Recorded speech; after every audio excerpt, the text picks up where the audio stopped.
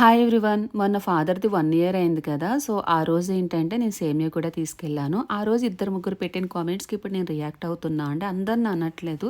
ఎప్పుడన్నా అనేది మన రియాక్షన్ అనేది అవతల వాళ్ళ మాటలు బట్టి కూడా ఉంటుంది. అది గుర్తుపెట్టుకోవాలి ఎవరైనా గానీ. సో, ఆ రోజు ఏంటంటే నా డ్రెస్ గురించి కామెంట్ చేశారు. అదేంటంటే, "ఏంటమ్మా చిన్న పిల్లల దగ్గరికెళ్తున్నాడు అలాంటి డ్రెస్ ఏసుకెళ్తావా? ఆ మాత్రం తెలీదా?" అంటే నేనేం డ్రెస్ ఏసుకెళ్ళాను? ఫ్రాక్ ఏసుకెళ్ళాను. అందులో తప్పేముంది? ఆ రోజు నా హెల్త్ కండిషన్ బట్టి, నా కంఫర్ట్ బట్టి నేను వేసుకున్నాను. అందులో తప్పేముంది? డ్రెస్ ఏమన్నా నేను కనిపించేలా వేసుకున్నాను ఒళ్ళంతా? లేదు గదా! అది నా కంఫర్ట్, నా ఇష్టము.